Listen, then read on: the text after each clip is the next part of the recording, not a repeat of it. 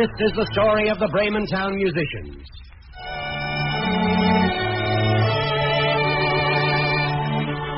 There once was a certain man who had a donkey which had carried the corn sacks to the mill every day for many a long year.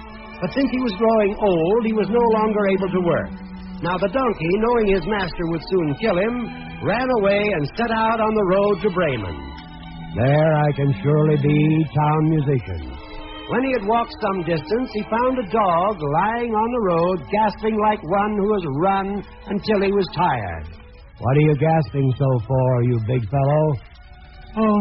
Oh, replied the dog. "As I am old and can't hunt anymore, my master wants to kill me, so I've run away. But now I have no way to earn food." "I'll tell you what, I'm going to Bremen to be a musician. Why not get yourself the same kind of a job? I'll play the lute, and you can beat the kettle drum."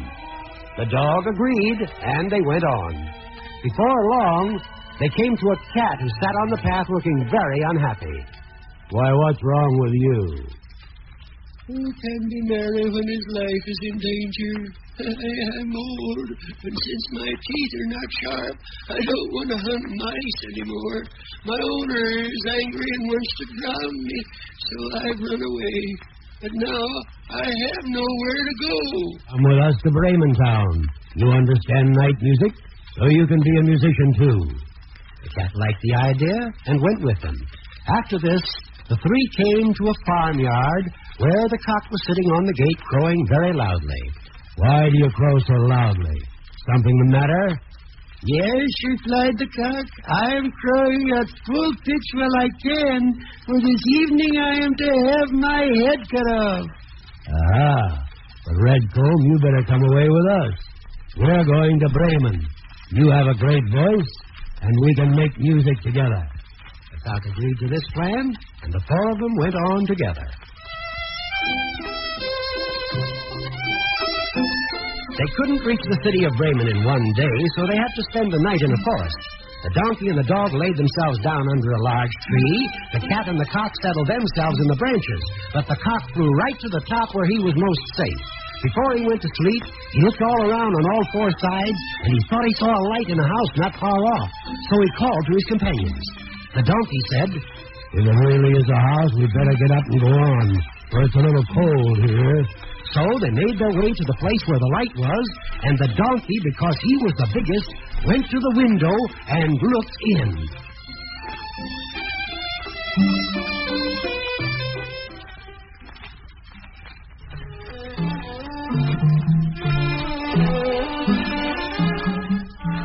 "What do you see, my gray horse?" "What do I see? I see a table covered with good things to eat and drink, and robbers sitting at it enjoying themselves." "That'd be the sort of thing for us." Yeah. How I wish we were in there." And then suddenly the animals thought of a plan to drive the robbers away. The donkey placed himself with his 4 feet on the window ledge. The dog jumped on the donkey's back.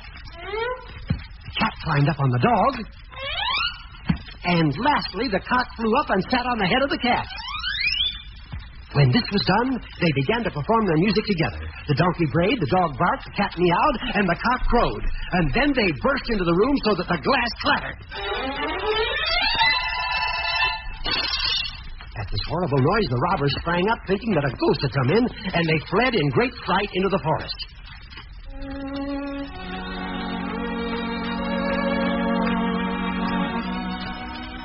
The 4 companions now sat down at the table, well content with what was left, and ate as if they would never eat again. When they were all full, they put out the light, and each found a sleeping place that suited him. Being tired from their long walk, they soon went to sleep.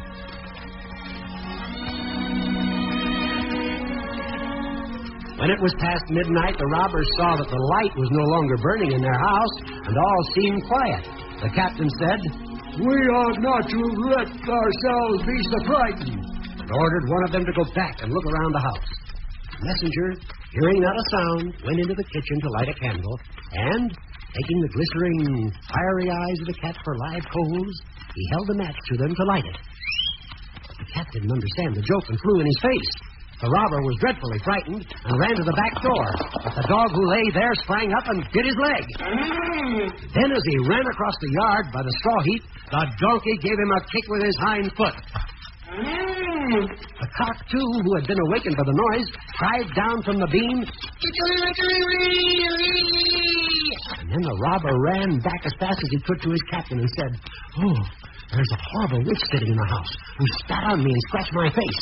By the door stands a man with a knife who stabbed me in the leg. In the yard there lies a black monster who beat me with a wooden club. And above on the roof sits the judge who called out, 'Bring the rogue here to me!' So I got away as well as I could." After this, the robbers were afraid to go into the house again. But the four musicians of Bremen liked it so well that they spent the rest of their lives there, eating and making the merriest music in the forest.